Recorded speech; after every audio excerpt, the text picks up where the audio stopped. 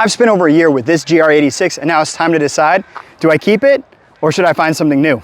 To help me make my decision, we need to go back in time, figure out why I got this car in the first place, see if it lives up to my expectations, and if there's something else out there that is better for me. Let's start with the basic must-haves for me anyway. Rear-wheel drive, check. Available in manual, check. Reasonably affordable, pretty much, and reliable enough to be both a daily and a track car, yeah, we're there. When I started my search and I was thinking about the best car to both make me a better driver and build some content for the channel, there were a lot of older models out there that I kind of pondered, but I already had a project car and I needed something to be more of a reliable daily.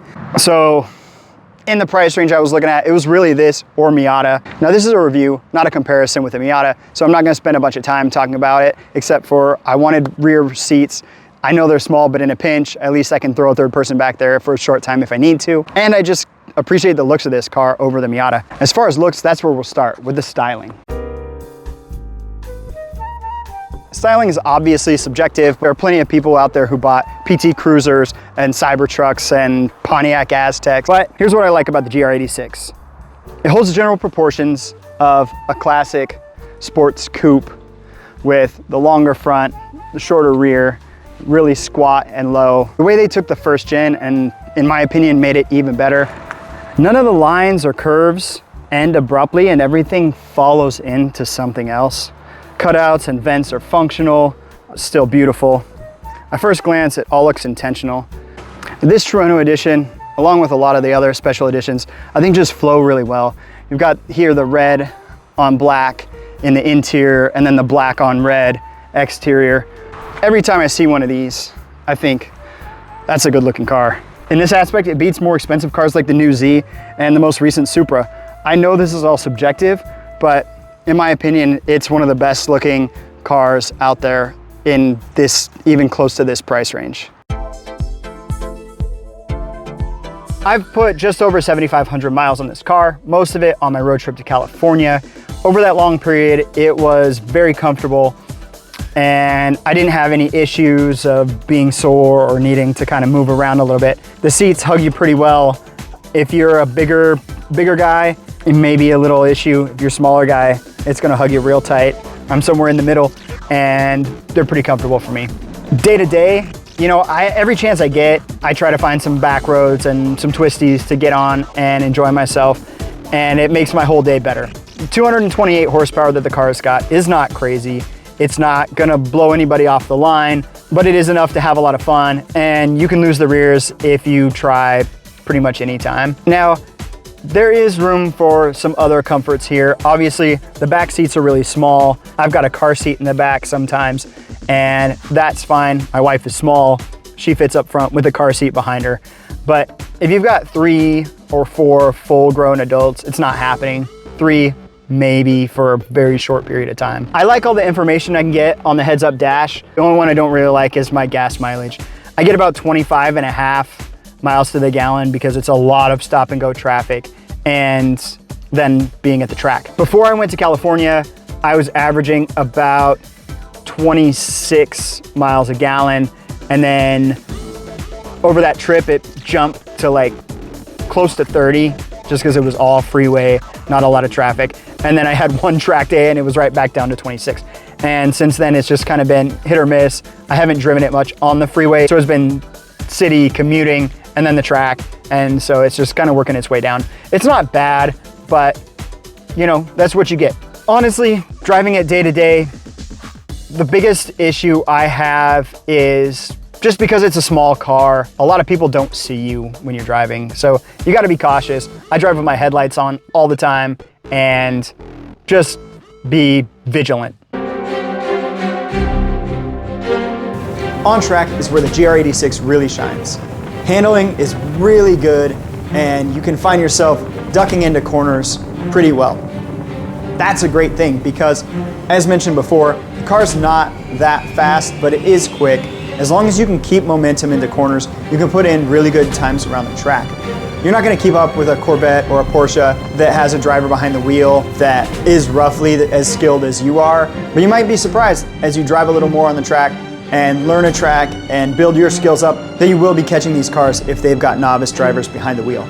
One thing that I don't know if it is standard in manuals now, but there were a couple times where I was in 5th gear on the straight and forgot to shift because I was listening to my coach, and the car just kind of went into safety mode and wouldn't redline for too long. It didn't happen once I was in the car by myself and I could focus on driving, but while I had distractions in my ear, I did forget, so that was pretty cool. The final thing I want to say about having this car on the track is it really does give you confidence in a way that I think a car with a lot more horsepower won't give you. I know that I can slam on the brakes and get it to turn around, and if I go a little too heavy into a corner, I can feel where it's going to oversteer, and I can massage that window, where in something like a Mustang or a Corvette, you're not going to have that same safety window where if you get on it too hard, you're going to be able to come back. One thing I've found is when I do track days and when I do autocross, I turn off the display with the radio and all that. And sometimes when I turn it back on, it kind of glitches out until I start the car maybe twice. Sometimes it's just the next time, sometimes it takes a couple times, especially with CarPlay, wireless CarPlay and that kind of stuff. This thing sucks fuel at the track, which is fine. That is a normal expense. The tires hold up well. The brakes on the Terreno are great. The only other thing I will mention is because I'm trying to record things through multiple ways and multiple cameras while I'm figuring everything out, obviously where that phone is that's showing me my lap times is smack dab in the middle of the windshield. It's not too bad when you're in the car, but it's very big. Looking at it like this. When it comes to reliability, there's really two elephants in the room. The first is an RTV issue. The second is oil starvation. We'll touch on both of those, and then reliability in general. When it comes to the RTV issue, it is a major catastrophic event if it happens. However, I believe they're doing a lot right now to mitigate that. And if you're still under warranty, you're gonna be okay. They're gonna cover the RTV issue from what I understand. Oil starvation is a little different. It happens, from what I hear, a little more often, but it's still pretty rare. And you need to be driving a little bit extreme for that to happen. The track days I've had, I haven't even seen any slight oil starvation in feel of the car, in ride, in anything like that. So I'm not worried. It is still a potential issue. There are some external things you can do to avoid that. Oil baffle, thicker oil, things like that. Even with that, reliability looks to be pretty good. And the 10-year maintenance costs are low for cars in general, and especially for sports cars. I personally have not had any issues yet. Again, 7,500 miles. If I had issues at this point, it would be a big problem. But the only thing is that aforementioned screen turning off and then back on. This is just kind of a weird little glitch, but not a big deal. That brings me to the last category, which is miscellaneous things. I would say future resale value, aftermarket parts, things like that, how it holds up in the long term, other than reliability issues. As far as resale value, the car looks to be on a trajectory to not dip very much and then potentially be worth a lot more in the future. If we look at just kind of the car it is, the rear wheel drive, people using it for drifting, there's also a lot of modifications going on, which means cars that are stock or stockish are going to be rarer in the future. It also means that resale value is going to kick up at some point, similar to a 240 or a lot of the other 90s cars that are in short supply as of now. Every generation of the FRS, BRZ, GT86, GR86 have a ton of aftermarket parts.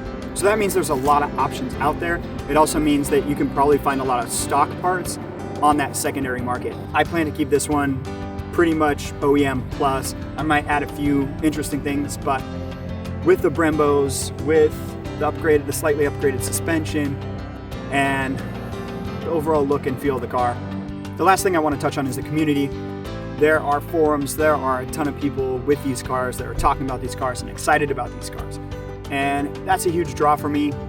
I'd love to do a twins meetup, cars and coffee or something sometime soon. At the autocross I go to, there's usually several of these, so it's nice to just chat with guys as well. I think that is an added, unexpected, or at least incalculable benefit of driving one of these cars, is that sense of community. The GR86 works well on the track and handles better than just about anything else in this price range. And the main thing is I really want to just show it off to all my friends. Anytime someone visits for the first time, I coax them into the passenger seat and take them out on some back roads. Do they always enjoy it? Irrelevant. Are they a little nervous on some twisty back roads? Typically, but the car comes through every time, and whether they're enjoying themselves or not, I know I sure am. So yeah, I'll find another car at some point, but this one's gonna stick with me for the long term. I love this car, and I'm gonna keep making videos. I'm gonna keep driving it and taking it out on the track. Thank you for watching. I hope you enjoyed the video. Work hard, race hard, and I'll see you in the next one.